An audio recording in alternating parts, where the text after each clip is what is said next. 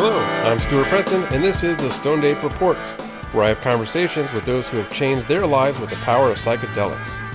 Quick announcement, I now have a book out titled The Grief Trip, How I Learned to Heal with Grief and Psychedelics. You can find it at www.thegrieftrip.com. 100% of proceeds go to the Ian Preston Memorial Fund to help support mental health and suicide prevention. Okay, back to the podcast. In this episode, I had the honor of speaking with Kewal, who recently completed her master's degree in Women and Gender Studies at Arizona State University. As part of that work, she conducted a survey study around pleasure and psychedelics. She also recently published a follow-up article on chacruna.net. We discussed her personal experiences with ayahuasca, the results of the survey, and dived into related topics including trauma, societal norms around sexuality, and much more.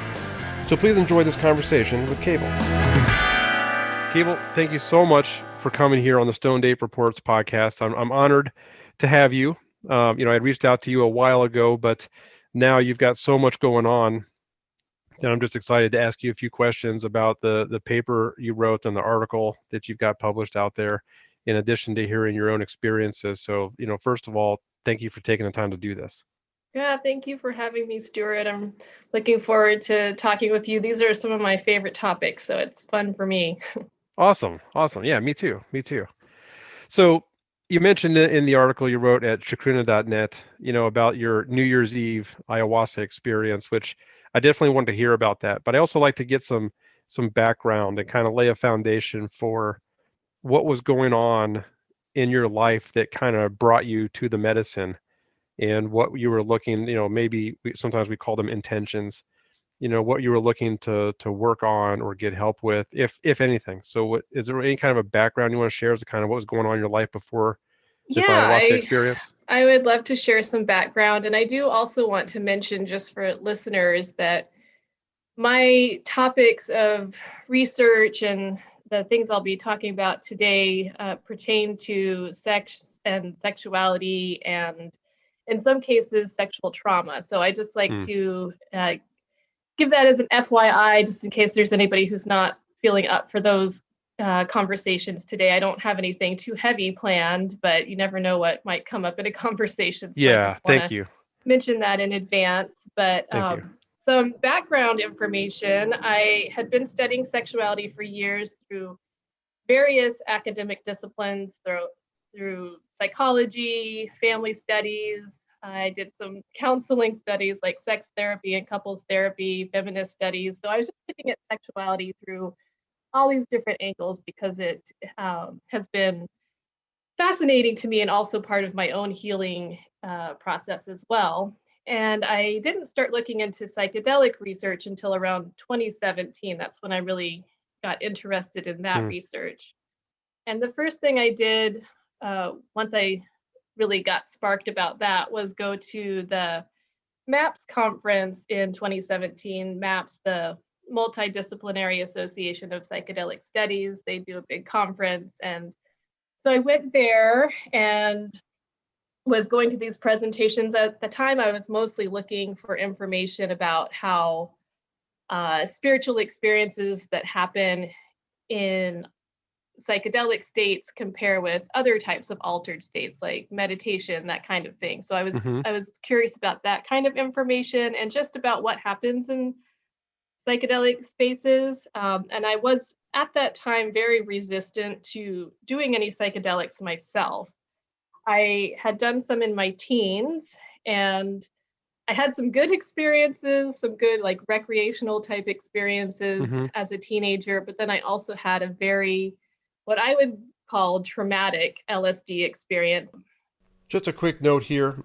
The traumatic experience that you're about to hear from Kewal involved other substances, not just LSD. So again, be careful with anything you choose to do. Do your research and make sure that harm reduction is a part of all your experiences. Okay, so back to Kewal and her story.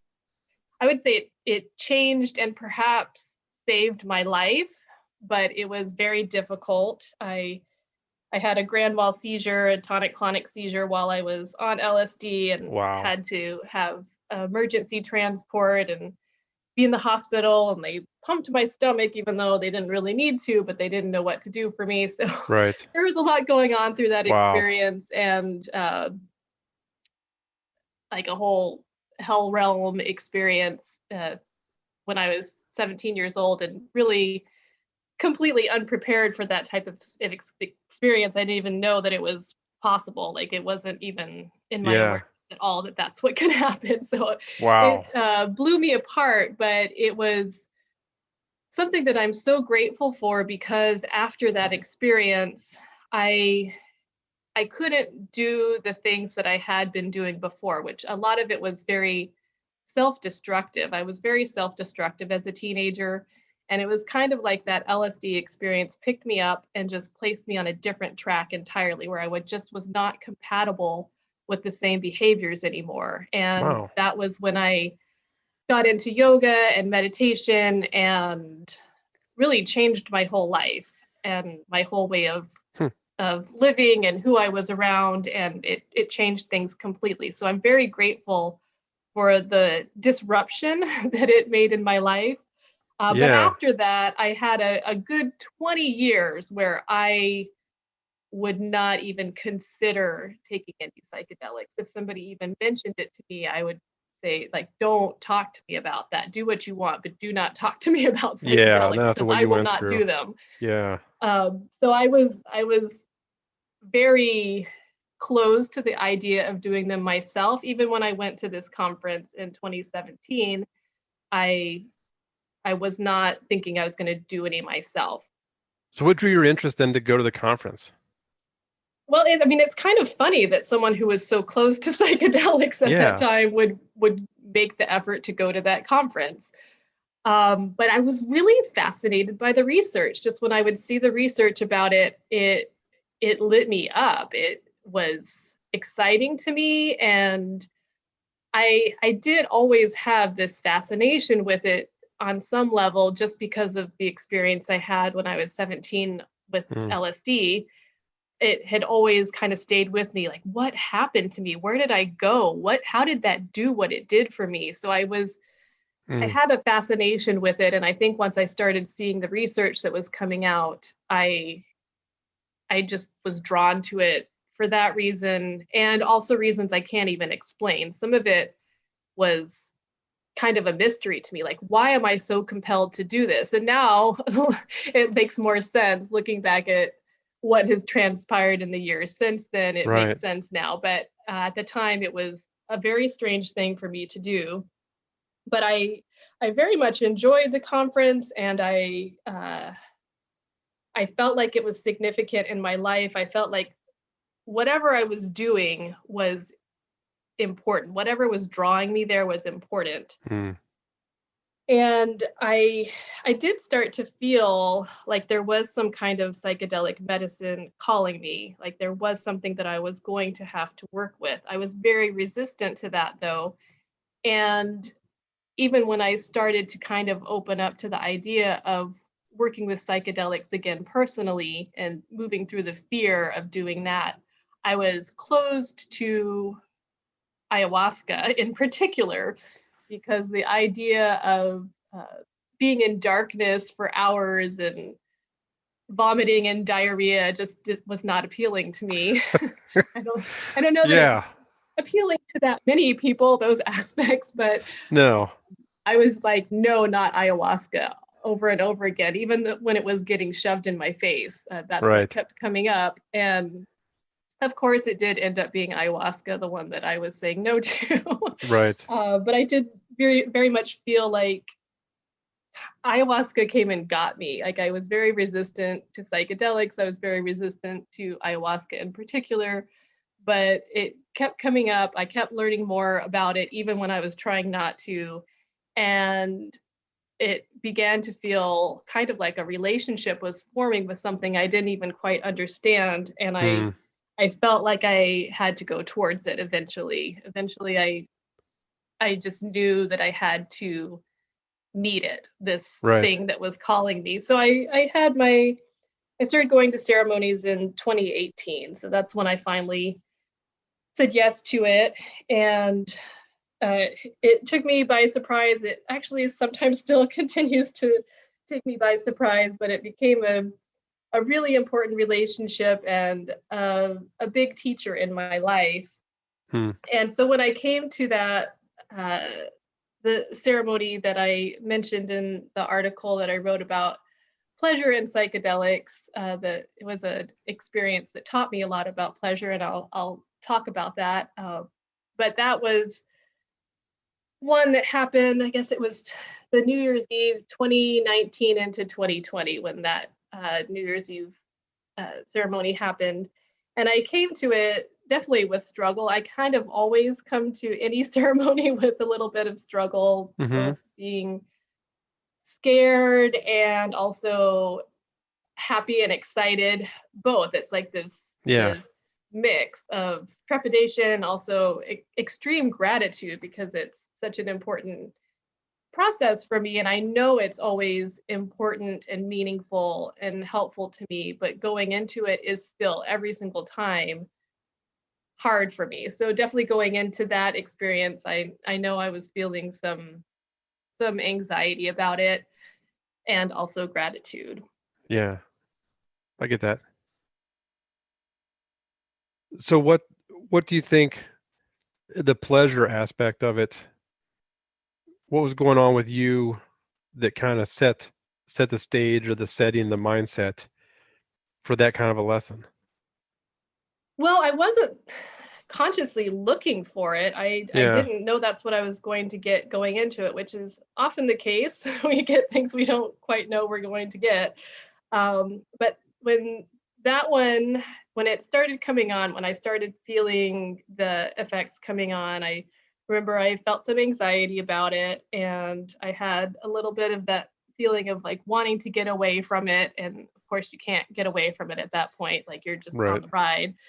But I felt the sensations coming in, and for me it often feels kind of like a crawling energy moving through my body internally, filling out my body from the insides, and then feeling like ayahuasca and I are now coexisting inside my body, and I have to adjust to that. I have to get used to there being another presence inside my body.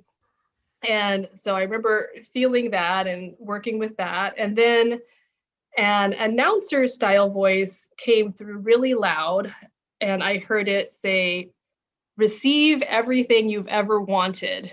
And I thought, wow, that sounds good, but what does that mean?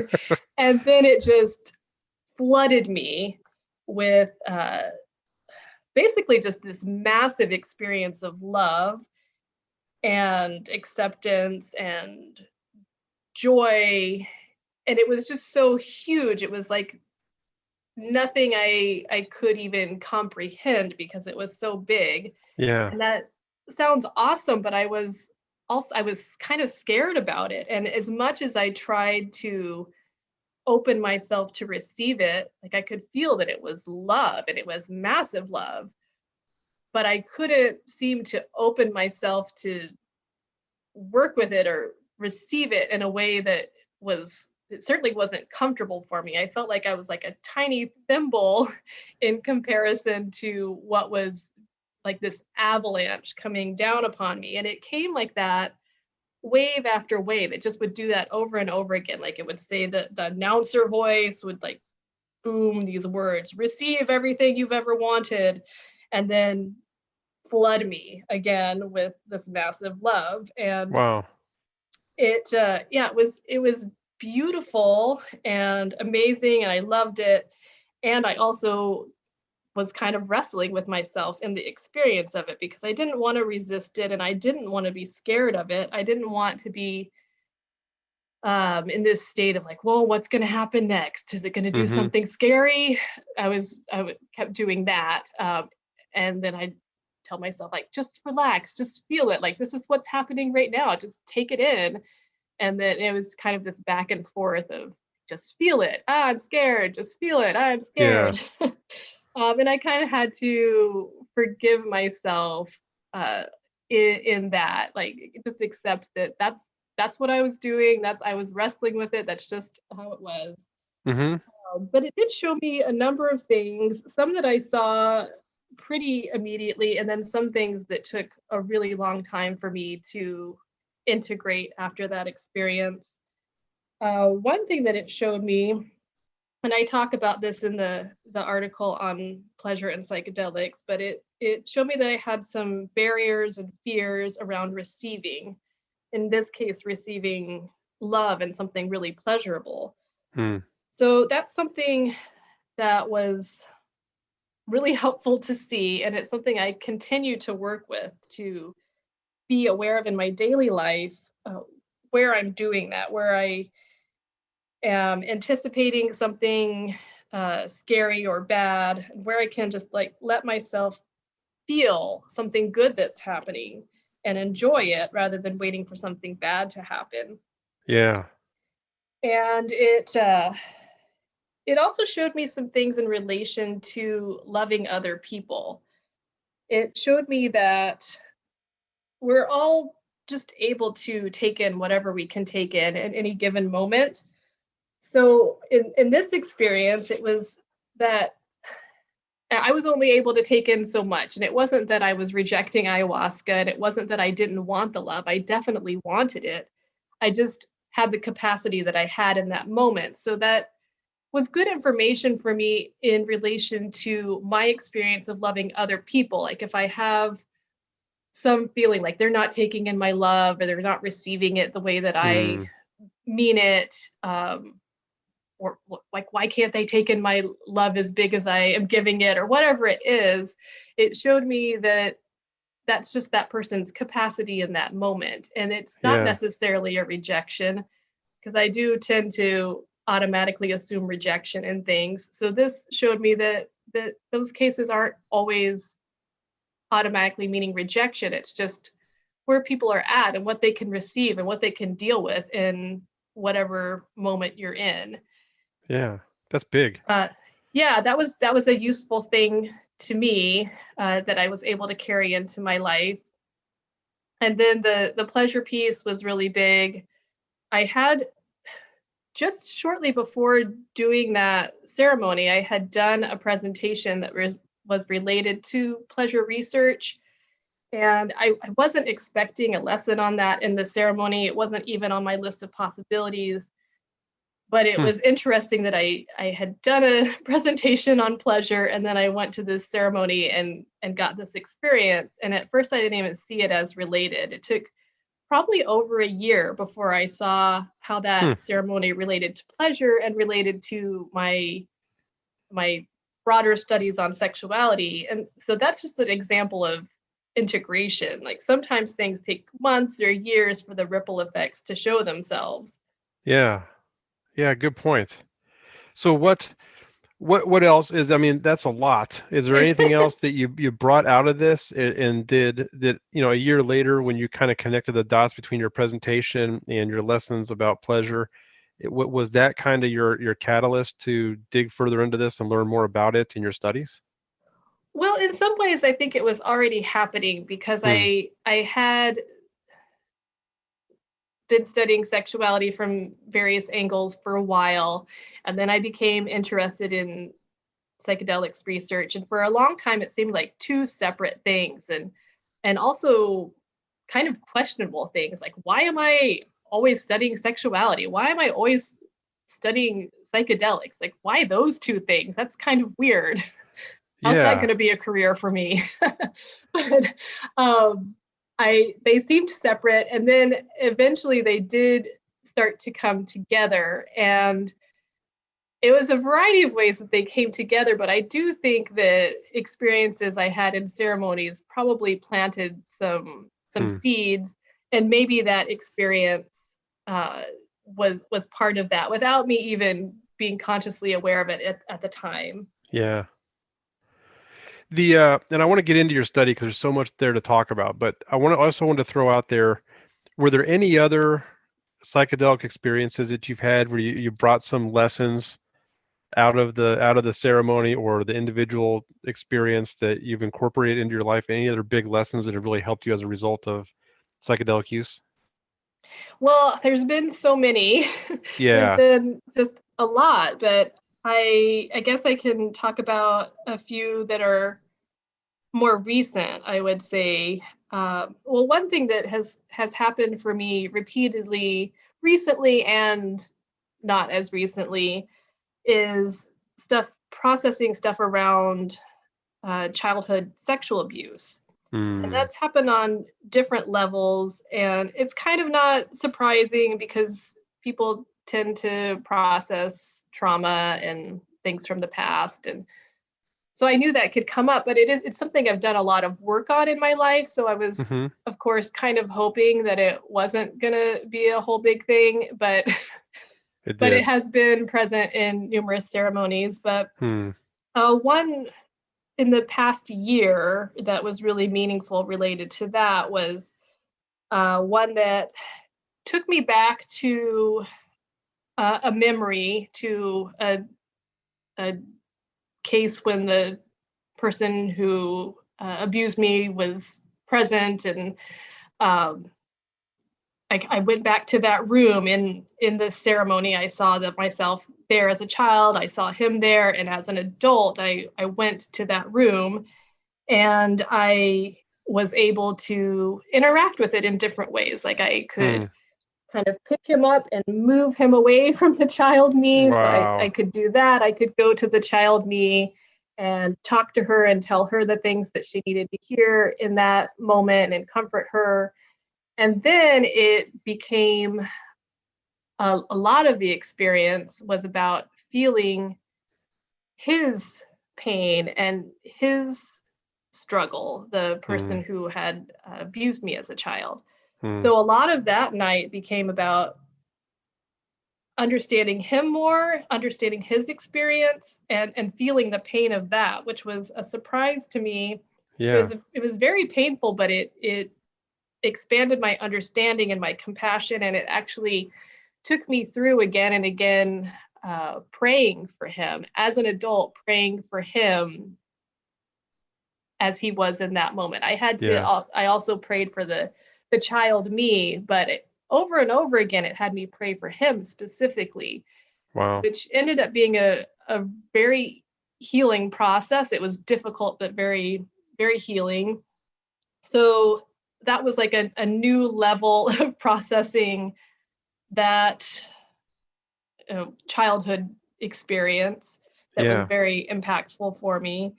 And then also recently, I've been having repeated experiences of seeing men's perspectives in a variety of ways.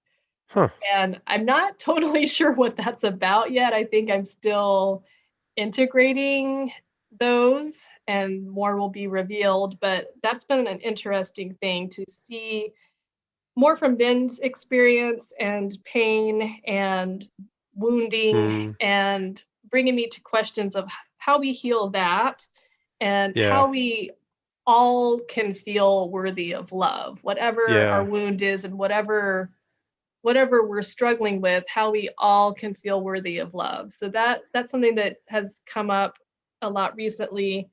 And then I've gotten, like, the very common experience is lessons about self-love and self-acceptance. I've definitely gotten a lot of those, and it's taught me a lot about being more compassionate towards myself, more gentle with myself. And a lot of people in my survey mentioned that as well, the self-love and self-acceptance that just comes up over and over again in all Hmm. kinds of studies and writings about psychedelics. And then I would say another big piece that has come up repeatedly is about connection with nature, about feeling Hmm. myself as part of nature and the beauty of that relationship, and the aliveness of nature, feeling the aliveness of nature. Yeah. Yeah. Those are huge. Those are huge. Do you primarily work with ayahuasca, or is there a combination of different entheogens that you work with? Um, I've worked a little bit with mushrooms, but it's mostly ayahuasca. I do feel a connection with some other ones, but at this point, it's just ayahuasca right now. Okay. All right. Well, it sounds like La Madre is bringing you some amazing lessons. So that's wonderful. Yeah, it continues to surprise me. Mm-hmm. Mm-hmm. So speaking of this, I guess a good segue into the study and the things that you learned from the study, about self-love and self-image and those kind of things. I participated in the study. It was really well done because I've seen other things, kind of similar out there, and yours just came across as very professional, well written. There's just so many things you see out there where people just don't really know how to put a survey together, and yours just was a really good survey. And so it, like a lot of people, I saw reactions out there. A lot of people, I was like them, was like, I can't wait to see what comes back from this. Well, thanks, Stuart. Yeah, Thanks for taking part in it too. it was my pleasure. So yeah, sorry about that, everybody. Um, so I guess the first, it's a survey about pleasure. And it seems obvious, but sometimes when I ask myself these obvious questions, the other day I asked myself, what is reality? Based on one of my own recent Oh journeys. man, good luck with that. Yeah. And so I was like, well, that seems like an obvious thing. And then I still don't know what it is. Yeah. So, what, as we go down this, what is pleasure? What does the word pleasure mean? And what's kind of the context of your research? Okay. Well, just a basic way that I look at it is pleasure is a feeling of satisfaction or enjoyment. Often we relate it to sexual experience, but it really is everywhere in everything. And it's often related to our senses and what makes us happy. But there's this definition that I really love that's more poetic by Adrienne Marie Brown. She wrote Pleasure Activism, which is a really interesting book on the topic of pleasure. But what Adrienne Marie Brown said is pleasure is what our bodies, our human systems are structured for. It is the aliveness and awakening, the gratitude and humility, the joy and celebration of being miraculous. And she Wow. also says it is a measure of freedom. Wow. And so I actually didn't even prepare a question for this, but I remember you bringing it up in your writings. Is that kind of where the concept of pleasure being a basic human right comes from? That's why I'm feeling as I hear you say that. Yeah, she talks about that in her own languaging, and then there are other writers also who talk about it, specifically calling it a human right. But her book goes into it a lot, like as a form of activism. That pleasure can be a Interesting. form of activism. So how can pleasure be activism? Is it a Well, there's a personal lot thing? of things in society that squash it Oh yeah. and squash it for certain people more than others. And so it can become a form of activism to welcome pleasure in your life and And actively express it. seek out joy and let yourself receive it Yeah. when Interesting. there's so much that's countering that in our society. Yeah. Yeah, there really is. And a lot of that, I think, when you did your research in relation to psychedelics, I think a lot of that can kind of get broken or exposed or understood or played with. So in this research, I know I've done a lot of business surveys, and I love doing business surveys because it comes back and I read the results and I'm always surprised, and I'm always like, oh wow, look what we learned. We had no idea this issue was even out there. Now we have a whole new survey we can do. Was there anything that came back in the results that kind of surprised you, took you by surprise as to what people were saying? Yeah, there definitely were surprises. It was fascinating. Just to tell a little bit about the survey and the study, so people know what it is. I did this survey as part of an exploratory study. It was looking at how entheogen use might impact sexuality. And it was just online. It was for people who were 18 and over who had used entheogens in the past 3 years. Hmm. And it had 44 questions. Most of those were open ended so that people could answer with whatever they wanted to talk about, and it was anonymous. And I did find 4 themes. Some of them were a little bit surprising. Some of them I kind of wasn't surprised by, but then there were other things that ended up being surprising. But the themes, just as an overview, one was questioning of settler colonial sexuality and relationship structures. So I was kind of drawing on some work by Kim Tallbear, who's an Indigenous scholar and performer. She does many amazing things, but she writes about settler sexuality and kind of describes it as there are these practices we have in our culture that we think of as norms, but if you actually trace them back, they're rooted in settler colonial beliefs, and there are actually many other ways of doing things besides that. Yeah. So what we consider norms weren't necessarily norms in other communities and at other times. So that includes things like heterosexual relationships, monogamy, married relationships, vanilla sexuality, very gendered roles. Another way of describing those is there's a cultural anthropologist and activist, Gail Rubin, who calls them charmed because they're socially preferred and you kind of get benefits if you do things in those preferred ways, whereas in some cases people straight up get punished or harmed if they do things outside of that. Luckily it's changing in our society, but it's still present. So one of the big themes that I saw in this study that came out of this was that people after entheogen use felt like they were willing to question those types of beliefs and practices and maybe consider other ways of doing things. Whether they actively did explore those things was another story, but people were open to considering it and also open to accepting their own curiosity rather than denying it or judging it or repressing it. So that was a big one.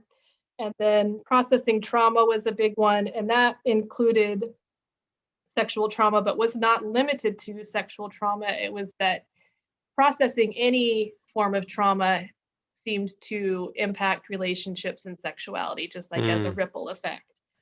And then feeling of connection was another theme, and that was connection to self, to partner or partners, to spirituality, and or to pleasure. And then the 4th theme was acceptance, and that was acceptance of self, acceptance of body, acceptance of one's own desires. So those were the themes that came out of that. And a big surprise for me was just how open people were about sharing their experiences, because so many of the questions were open-ended and people could say whatever they wanted to say. They actually shared a lot.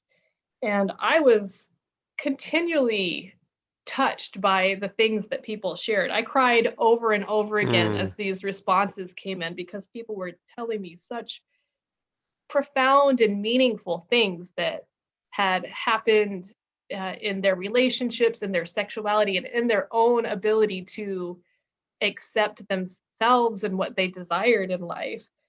And it showed me that people really want to talk about this stuff and need safe ways to be heard about this.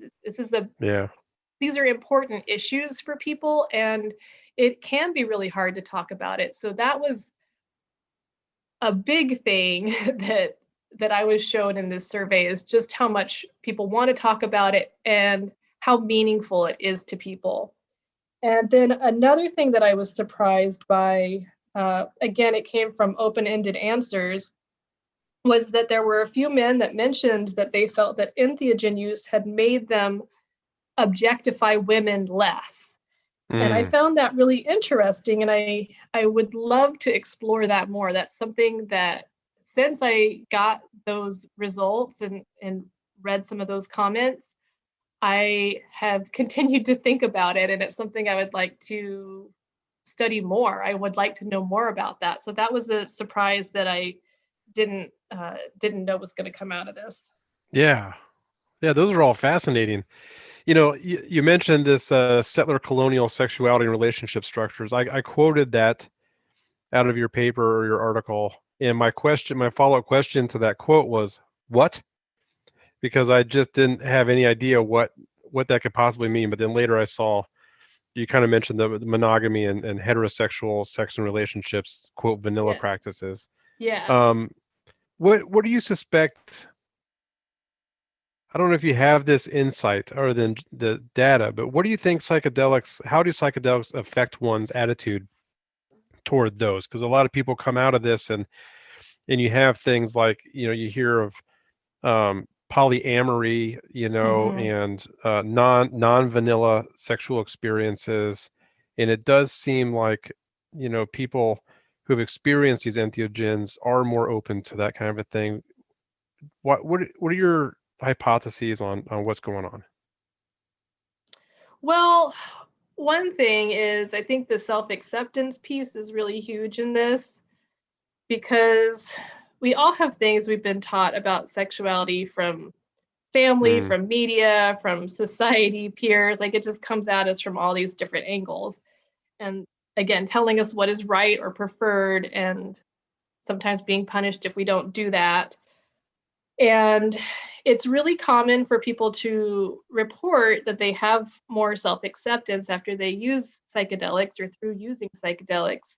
And that's either through learning new things about themselves or just accepting things that they previously denied. And in the case of my study, it wasn't really that people did psychedelics and then suddenly were like newly interested in having sex with a gender they hadn't previously considered, or they suddenly wanted to be non-monogamous and had like never thought of it before. It was more that these kinds of ideas maybe had bubbled up as curiosities or desires, whatever the case may be for people. And then through using psychedelics and having more self-acceptance, they felt more inclined to accept those desires in mm-hmm. themselves, or to accept that curiosity without suppressing it or judging it or denying it. So it was really more about feeling peace with those kinds of interests and maybe questioning beliefs that they had been taught from external influences. Yeah. And I think that happens in a variety of ways with psychedelics, because psychedelics just open us up to all kinds of things and show us that there's more than what we previously had thought about, more than we've let ourselves want, just more. And so it naturally happens with sexuality too. And then Yeah. I did find it interesting that several people mentioned that they felt more accepting of their interests or their desires, but that they didn't necessarily act on them. Some people did, but some people didn't. Like in the case of non-monogamy, maybe they could admit they were interested in it, but then when it came down to it, that wasn't something they chose for their relationship. But the important piece for them was that they could not be mean to themselves for being interested in it. Yeah, they could accept it rather than judging themselves. Yeah. So that kind of leads me to the thought of, if one, I don't know if this came out in the survey or not, but let's say one person in a relationship, in a marriage, a settler colonial marriage, goes through this and comes out of it and is like, I've had these thoughts, or I feel like these thoughts are new, of being, non-monogamous or trying, new experiences, but the partner's not into it. The partner's like, yeah, not me. Mm-hmm. This, you and I agreed to do this. We're, in this relationship, and you're changing. Did anybody express those kind of things to where it was actually, it seems like that could actually cause some tension, in a traditional marriage or relationship? Yeah, I mean, it makes sense that in any kind of practice where one person in a partnership is addressing issues or exploring curiosities or opening to new ideas in themselves, like whatever it is, psychedelics or anything else, because it can happen lots of different ways, that it might create an interesting situation within that relationship. It might require that the relationship itself changes, or that the conversations that are happening in the relationship change. So I didn't specifically look for that in my study, but I think it would be an interesting thing to look at. And it is something that comes up, I will say, again and again in conversations. Like, this is the idea of incongruence, like sexual incongruence within relationships is common for all kinds of reasons. And so the first thing I think on that, which this isn't out of the study, this is just some other ideas, but the first thing is to not be hard on ourselves when that happens, because it's natural and it's common. And there are a lot of factors involved in sexual desire, and context matters a lot, and how people are feeling in the particular context that they're in really influences what they want at any given time. And there's a book called Come As You Are. It's by Emily Nagoski. I don't know if I'm saying that correct, but it's Nagoski. And it's written for women, a women audience, specifically cisgender women.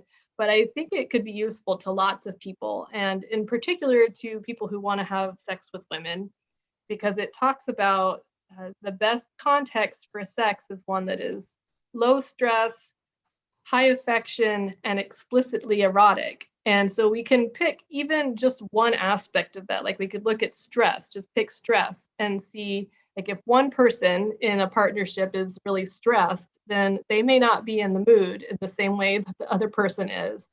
And then also there's the self-acceptance piece. Like, if someone's feeling bad about their body or their desires, and they're not doing things that actively process that, then that's going to affect things. And there's naturally going to be a mismatch in where people are at with things sexually. So it does make sense that if one partner is addressing these kinds of issues with psychedelics or any other way, that there might be that natural incongruence. But I do think it can have the possibility of opening up some conversations. Like, when one person is becoming more open to those things, there is the possibility they can kind of draw in the other person to have these conversations, or look at other ways that it can be explored. Like, hey, this is what I'm experiencing. This is what I'm opening to. Do you want to talk about that? Right. That's not necessarily going to be the case for everyone, but there is that possibility that it could happen for people, again, either through psychedelics or any other process that opens up people's minds or hearts, or whatever gets opened. Yeah, excellent. I happen to have that book right here on my bookshelf. Oh, do you? Yes, it is. What do you think about it? It's. I think you're right. It's something that anybody who wants to have a physical relationship with a woman could benefit from this, because there's a lot of, the men's immediate reaction to a stimulus, versus a woman's kind of responsiveness to that, and so there's the differences are good, and I'm going to have to go through it again, because it's been a little while, but the insight in it, and it's kind of if I remember correctly, it's like research driven, like kind of what you're doing, with a lot of really good information to help anybody in a relationship understand what the other person is thinking and going through from a sex standpoint. Yeah, I feel like it has some really helpful information. There's some parts about it that I think are really useful. Is like it talks about that there's variations in how fast people get turned on, and also how fast people get turned off. They call it the accelerator and the brakes. So for different people, and this doesn't have to be a gendered thing. I think in our society we kind of expect that men are going to have the bigger sex drive and accelerate faster, but that's not always the case. So I find it interesting that they talk about it like look at how fast you tend to get turned on and how fast you get to be turned off. And then also what context seem to make sex more likely for you, and also look at that for your partner, because it's just differences in how we operate. The things that turn us on are different, the things that turn us off are different, and then also how fast we respond to those things is different as well. So yeah, it has a lot of good information. Yeah. And without embarrassing my wife, that was really the thing for us, was really kind of understanding the flow of that turn on and the roles that, we play in that. And I think it was very helpful, all the way around, to really at least take the time to understand, if not completely grok it. You know what I mean? To think about that flow and how that works for different people. I won't say men and women, but different people, and how their sexual arousal or energy flows within given situations. Yeah, and then it's not a judgment thing either, because it's just Exactly. differences. We're just different, and we're all in Yes. different situations in life too. So yeah, it's just differences and getting to know ourselves and getting to know the people we're relating with. Mm-hmm. Yeah. Yeah, exactly. Um, you already, I think, touched on sexual and other traumas playing a role in one's ability to feel pleasure. Was there anything else you wanted to touch on with that? Well, I mean, just that it is a huge piece of it, and it did come up again and again in the study. People just naturally mentioned that in their answers, and that Mm-hmm. as they processed trauma, any kind of trauma, that shifted how they felt about their relationships and sexuality, because addressing trauma impacts all parts of life. And I did definitely feel like that was coming into play in the things that I saw in that New Year's Eve ceremony, because I did notice that I was kind of more familiar with pain, and that made pleasure a little scary for me just because it was Mm, less familiar. And mm, then there was also the feeling deserving of pleasure and love and acceptance. And I did find that for me, and also many of the people who responded to my survey, those kinds of things were trauma based. And so mm. naturally addressing trauma would impact those. Yeah. I haven't read this one, but the other book that I was told to buy and read is The Body Keeps the Score. Oh yeah, that's an excellent book. Yeah. Yeah. It's so That's here good. next to me. Yeah. And then, so if I'm pulling out all my books, the well, I'll find the other one later. The Ethical Slut. Oh yeah, that's good too. Yeah. Yeah. So now everybody knows a lot more about me than they probably wanted to. What's on Stuart's nightstand? Yes. Yeah. Yeah. I should say I have a lot of Ram Dass too, people. All right. Okay. All right. So where was I here? Okay. Um, I think body image we talked about. I know that the ironic thing for me, I'm a 52-year-old, not in great shape man, and I have never felt sexier in my life. You That's know, awesome. yeah, and it's the weirdest thing. Even in my military days, I never had like one of those Top Gun bodies, you know what I mean? But even in my military days, I didn't feel as good about myself as I do now. So is that, you mentioned that body image, self-love, is that something you saw in there, is people developed a more healthy, positive self-image? Yeah, that was one of the really beautiful, touching things too, is to see people talk about that. It came up a lot, and it again comes back to that self-acceptance piece. But as people love and accept their bodies more, it does open to more pleasure. And there's a, a number of aspects to that. Like it's being okay with being seen. It influences being okay with being touched. Mm, Just the ability to be in one's body and feel okay being in the body, and then allowing sensations as well. Like if there's a resistance to being in the body, then all of mm, that gets impacted. And like you were just talking about, like it doesn't even really have anything to do with what your body looks like, or uh, what your fitness state is, or like those things definitely influence us in various ways, but like body acceptance is just about loving yourself and feeling good in who you are and how you are, and then that just opens up so much more enjoyment in all kinds of ways. And that did show up really big, and it was beautiful to see that. Nice. Yeah, that sounds amazing. So in all this research, I don't know if it's appropriate for me to ask you this question, but do you relate to any of your findings on your own personal sensual level? Yeah, definitely. So as I mentioned, I I did experience sexual abuse as a child, Mm-hmm. and I got a lot of weird messages from that. And I had a lot of shame around sexuality that I have had to work through, still am working through, probably forever will be working through in some way or another. Um, and researching sexuality has been a big part of my healing. I think that's a big part Mm. of what drove me was my own need to heal my relationship with sexuality, and just learning about sexuality and talking to people about their experiences has been helpful to me, like in a uh, an academic way, but also in an emotional and personal way. And my own shifts in sexuality have come through all kinds of things that have supported me over the years, not just psychedelics, but things that have brought me again more into my body and more into loving my body.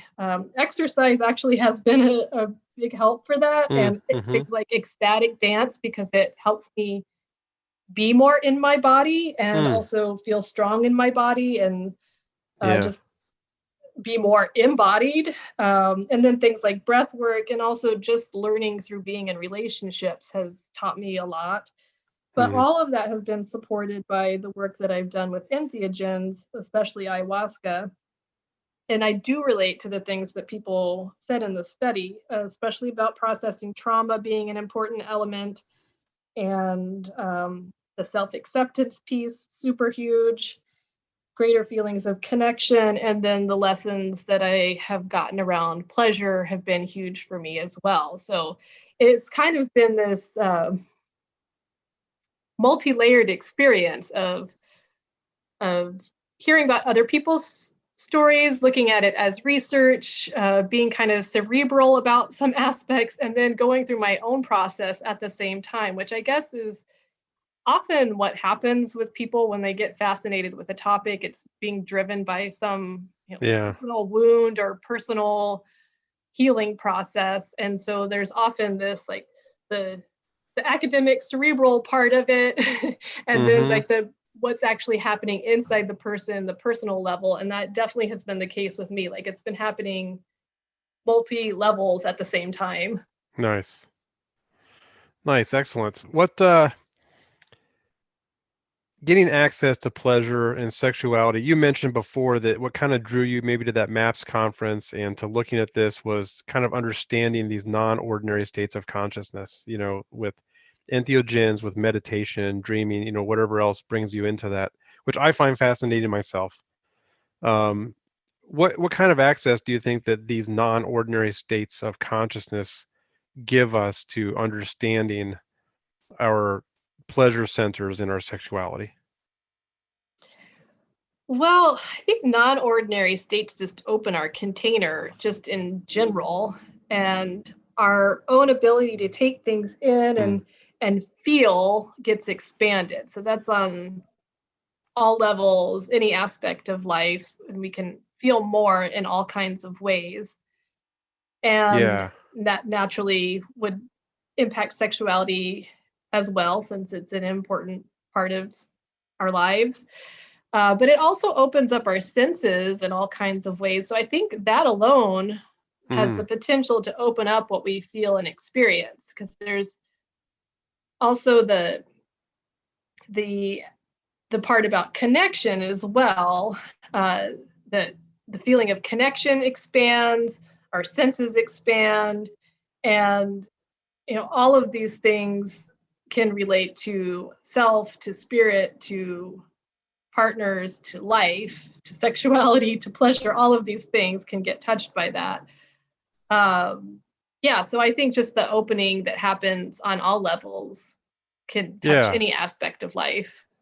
And that would be kind of where I was going to go next anyway, is other non-sexual pleasure, right? Food, family, work, music. It can open, since it opens you up, it opens your container, then you get opened up to all kinds of pleasure. Yeah, definitely. And that was something people talked about in the survey as well. Non-sexual pleasure was very present in the answers that participants gave. Like the survey was about sexuality as a whole, but I did ask some questions that were specific to pleasure. And in those questions about pleasure, people did mention that non-sexual pleasure has opened up for them too. And there again is the self-acceptance piece, but it's like seeing ourselves as worthy of joy and opening our hearts so that we can see more beauty in things and we can connect more and we can care more, and opening the senses. And it reminds me, when it makes me think of the non-sexual pleasure, like it's in everything, but it makes me think of after ceremony being in a sensitive space, still expanded, and senses still awakened more. How amazing it can be to do something simple like look at the night sky or eat like a juicy piece of fruit, and it just seems like the best thing ever. So it's those expanded senses making everything more enjoyable. Yeah, definitely. And the funny thing for me is after my very first psychedelic journey, I suddenly understood and could appreciate and actually listen to Pink Floyd. Up till that moment, their music just irritated me. That's what it takes, huh? Yeah, I still don't get the Grateful Dead, but Pink Floyd is, I can do it. Oh man, I can't believe you're admitting this. Yeah, no, it's real. You know what I mean? That is what has happened. We'll see. I don't know. I'm not a big LSD person, so maybe that's why the Dead is not. That's some vulnerable admissions there, Stuart. Well, I do have tears coming down my face, so yeah, have to open up, right?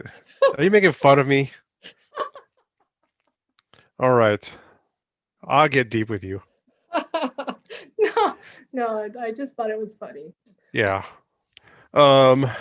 So somebody who's looking to connect to their pleasure center and to open up that container, what using entheogens, using psychedelics, what recommendations do you have? I mean, anything from set and setting, substance, preparation and harm reduction. I mean, anything you can think of. What recommendations? Oh, and I should throw out my little caveat right now is we are not recommending people go take psychedelics. Don't do illegal drugs. And psychedelics are not for everybody. And there are some contraindications for psychedelics. So make sure you do your research. This is serious stuff. Like, think about what happened to Kewal when she was 17 and the seizure. And, you just really got to look at all this stuff before you jump in. So we're not sitting here saying, oh, run down the street and buy some mushrooms from your drug dealer. This is serious stuff. So given that context, what, somebody was like, yeah, I need to reconnect. Either my relationship hasn't been good, my sex life hasn't been good, my sensuality feels disconnected from me. I want to look at entheogens. What recommendations would you have? Yeah, I'm so glad you mentioned all of that and the harm reduction things too, which I do have some harm reduction things I want to mention, but first I'll answer this piece. I do think there is interesting potential for people to consciously work with sexuality, pleasure, all of these ideas with entheogens. Like that was one takeaway from the study that I did, is that there seems to be some interesting potential there. Yeah. So I do think it's worth having an intention for entheogenic experiences. Like we can always have the intention, but then ultimately, of course, we do have to let go and have whatever experience we are being given. And so have the intention, and then also let it go. Yeah. And I do think that connecting to the heart is helpful for any experience, but for this type of intention too, and to be in gratitude and to really sincerely connect to the things that we're grateful for, because I do think the heart has a big interplay in this, of course. And not just in psychedelic experiences, but life in general, gratitude opens up a lot. Yeah. And then if you have a relationship with the entheogen that you're working with, I would say try talking to it and express that this is something that you want to learn about. You want to learn about sexuality, or you want to learn about pleasure, and like have a dialogue with the entheogen that you're working with, like as a relationship, as someone that you're co-creating with. And then see what happens. Like, see what happens in the psychedelic experience, but also just see what happens afterwards, because as I mentioned before, sometimes things don't make sense in the psychedelic experience. Sometimes it takes the weeks or months afterwards before you really get the information on a conscious level and kind of put the pieces together. So I do have some more about harm reduction. Do you want me to talk about that? Yeah, definitely. Okay. Definitely. Like you already mentioned this, but first of all, educate yourself about whatever approach or medicine that you're going to do. You need to know what you're taking. You need to know the risks and the best practices. And also find good people to work with. If you're going to do it, then find good people that have a good reputation, and ideally it would be someone that someone who's already worked with them, who can vouch for them, and make sure you feel safe with them before you get into an altered state with someone.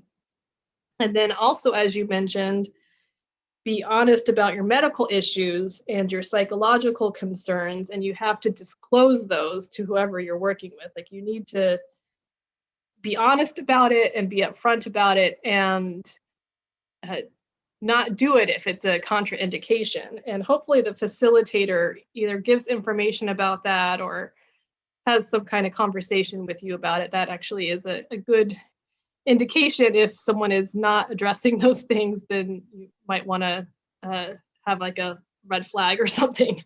Yeah. They should be asking you some pretty deep questions, and a lot of them. Yeah, to make sure that you're safe. Yeah. Like, these are basic safety things. And ask for help if you need help. That also is a useful harm reduction practices, to ask for help. There is a resource that I want to mention too, that it's on Chacruna's website, chacruna.net. They have an ayahuasca community guide for the awareness of sexual abuse. And it is specific to ayahuasca, but it has information that's useful for any type of psychedelic work. Things to be aware of, because those kinds of things do happen in, like, there's weird power dynamics and abuse of power in some situations, and sexual abuse does occur. So those are things you have to be aware of as well. And then the other thing I would suggest is to connect with integration support. And now there's groups in a lot of places where you can meet in person or online with people to have support when you're processing what comes out of these experiences, which can be a big deal in itself, just the processing afterwards. And there's also the Fireside Project now, which is psychedelic peer support, and that's available for integration support too. That's website firesideproject.org. Okay, I'll put those links in the text part of this. Okay, great. Yeah, great information. So just a couple wrap-up questions. This paper, for me, kind of feels like a step or a first step. I think it's, after hearing what you said, it's not a first step for you. It's just a step on this path you're on. So what's next? What are you going to work on next? Where are you headed?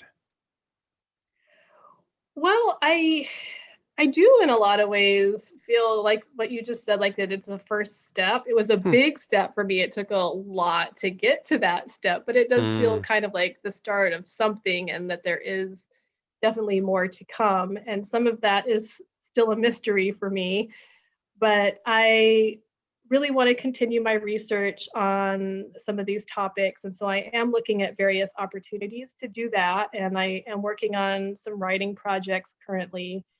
And I did just do that article for Chacruna about pleasure and psychedelics.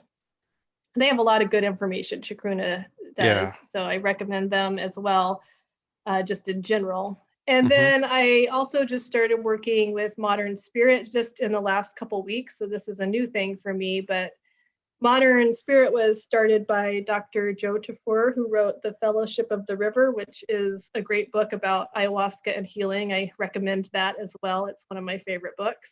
But anyway, I'm working with Modern Spirit a little bit, which does education and research that demonstrates value of spiritual healing in modern healthcare.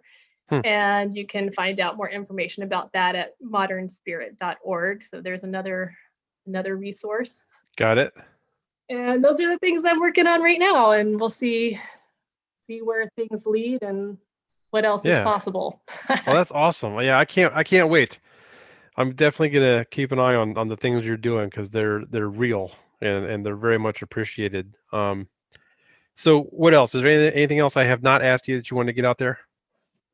Oh, good. I can't think of anything. You asked great questions, and good. It was a fun conversation. Yeah, absolutely. Well, I am so grateful. Speaking of gratitude, I am so grateful for you to come here and share this stuff. It was fascinating, and everybody out there needs to go read the article and read what Kewal's putting out there, because it's refreshing and it's needed. So thank you so much for coming here and sharing all that, Kewal.